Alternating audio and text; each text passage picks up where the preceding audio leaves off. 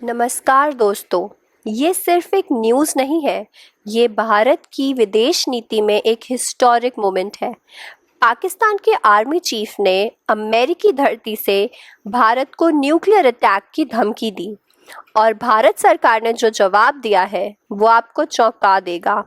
तो चलिए शुरू से समझते हैं क्या हुआ, कैसे हुआ और इसका मतलब क्या है।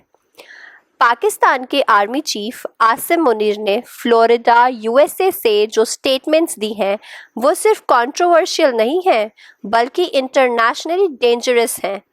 आसिम मुनीर ने कहा कि अगर पाकिस्तान पर अटैक हुआ तो हम आधी दुनिया को न्यूक्लियर वेपन से तबाह कर देंगे। उन्होंने इंडियन बिलियनियर्स को टारगेट करने की धमकी दी और इंडिया के लिए मर्सिडीज वर्सेस ओल्ड ट्रक जैसे इनएप्रोप्रिएट कंपैरिजंस दिए। यहाँ सवाल ये है कि क्या अमेरिका इन बयानों को अपनी धरती पर अलाउ कर सकता है? और अब आता है सबसे इंटरेस्टिंग पार्ट। भारत सरकार ने बहुत टाइम बाद इतना डिप्लोमेटिकली स्ट्रॉन्ग ऑफिशियल रिस्पॉन्स दिया है। इंडिया की ऑफिशियल स्टेटमेंट के according nuclear Saber rattling is Pakistan stock in trade.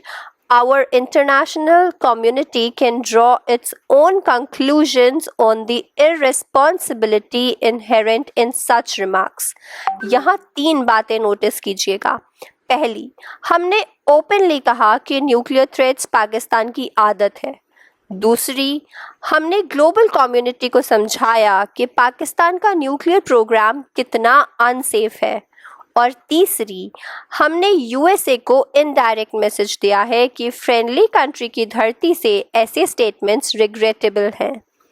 अब समझते हैं कि इसकी इंटरनेशनल इम्प्लिकेशंस क्या हैं। दोस्तों, ये सिर्फ इंडिया पाकिस्तान का मामला नहीं है। जब आसिम मुनीर कहता है कि आधी दुनिया तबाह कर देंगे तो इसमें चाइना, जो पाकिस्तान का क्लोजेस्ट एलाय है, जापान, जो कि अमेरिका का स्ट्रैटेजिक पार्टनर है, सेंट्रल एशियन कंट्रीज और रशिया, जो कि रीजनल पावर है, ये सभी शामिल हैं। यहाँ एक इंटरेस्टिंग कॉन्ट्रडिक्शन है। यूएसए के डबल स्टैंडर्ड्स। इंडिया के साथ तो space missions, satellite launches, defence cooperation करते हैं, लेकिन पाकिस्तान को प्लेटफॉर्म देते हैं न्यूक्लियर थ्रेट्स के लिए। हिस्टोरिकल कॉन्टेक्स्ट याद रखिएगा, ये सेम पाकिस्तान है जहां ओसामा बिन लादेन छुप रहा था, सेम पाकिस्तान जिसकी वजह से 9/11 में 3000 से ज़्यादा अमेरिकन मारे गए। टाइमिंग बहुत सस्पिशियस है। ये स्टेटमेंट्स एग्जैक्टली उसी टाइम आई हैं जब राजनाथ सिंह ने ट्रंप को इनडायरेक्ट टारगेट किया था। उन्होंने कहा था कि कुछ लोग इंडिया की ग्रोथ से परेशान हैं। ये क्लियर रेफरेंस था ट्रंप्स ट्रेड पॉलिसीज का। इंडिया ने दिखाया कि हम झुकने को तैयार नहीं। ट्रंप एडमिनिस्ट्रेशन की स्ट्रैटेजी समझिए, पाकिस्तान को यूज़ करके इंडिया पर प्रेशर बनाना, ट्रेड डील्स में एडवांटेज लेने के लिए, चाइना के अगेंस्ट इंडिया को वीक पोजीशन में रखना, लेकिन इंडिया का मैसेज क्लियर है, हम अपनी फॉरेन पॉलिसी के अकॉर्डिंग चलेंगे।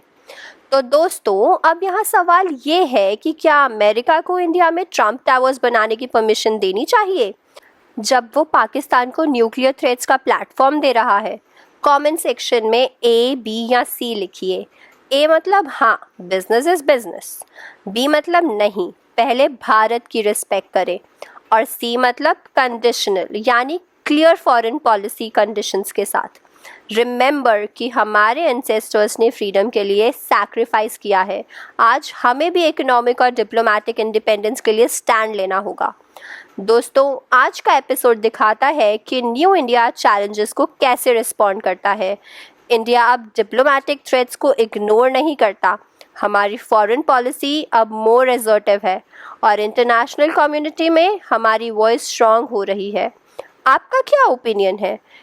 क्या इंडिया को और भी अग्रेसिव रिस्पॉन्स देना चाहिए था? ट्रंप के साथ कैसे डील करना चाहिए? पाकिस्तान के न्यूक्लियर थ्रेट्स को कैसे हैंडल करें? कमेंट सेक्शन में डिटेल में बताइए। अगर आपको ये एनालिसिस पसंद आया हो तो लाइक कीजिए, सब्सक्राइब कीजिए, बेल आइकन दबाइए। जय हिंद।